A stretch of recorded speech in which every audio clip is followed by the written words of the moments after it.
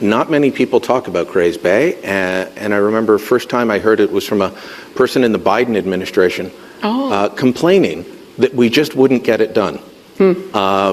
Fill people in on these ports that we're looking to build in the north and why they're so important. You kind of brushed over them in the speech. Well, there's a few. I mean, one of the things that I've noticed with the premiers is increasingly we meet as a Western Premiers Group as well as with our National Premiers Group, and we've been identifying with different ports that if we could build them out and then work backwards on building out the infrastructure, that we would benefit. And so Nunavut and Northwest Territories have identified Grays Bay. So most of the track would go up through the Northwest Territories and then come over into Nunavut, and then it would be a deep water port right there, which is, it may not be able to be a year-round port, but now you have created the conditions for building icebreakers, which help Quebec and British Columbia, which also would be able to, which are in the shipbuilding business. It would allow us to be able to put potentially another NORAD joint base in that same area so that we could have some Arctic security.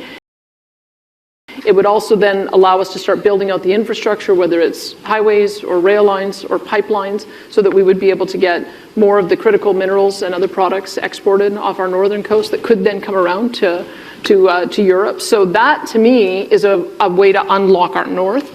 We have the way to unlock more of our product to the West Coast as well. There's at least 3 different pathways to be able to get pipelines built to the West Coast, but Port of Prince Rupert is absolutely going to be the most important port, in my view, on the West Coast. It has the ability for us to expand and also be able to accommodate all of the different types of products to be exported there.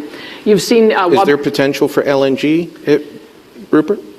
Well, certainly. I mean, there is potential. I think Port of Prince Rupert right now exports a lot of propane, so it's a lot of propane going to Japan and South Korea comes out of Port of Prince Rupert.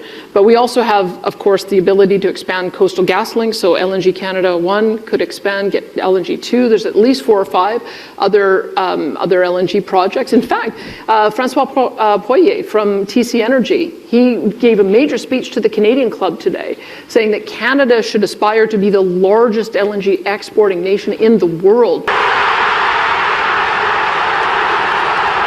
based on our opportunity on the West Coast. We just did a reserve study for Alberta alone and discovered that we've got the potential for 1.4 quadrillion cubic feet of gas.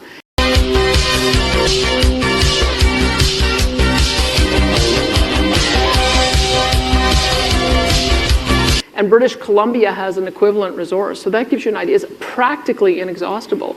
Quadrillion. Quadrillion. I don't even know that number. It's a big number. There's a lot of zeros behind it. Anybody know that number? Any accountants here? That is absolutely it's huge. Unreal. And we also have 1.8 billion billion or trillion? What am I have to look at Mike. Is it 1.8 trillion barrels of oil as well. And so we've got a massive resource in Alberta that, as long as we continue developing the technology, we can continue to develop the resource.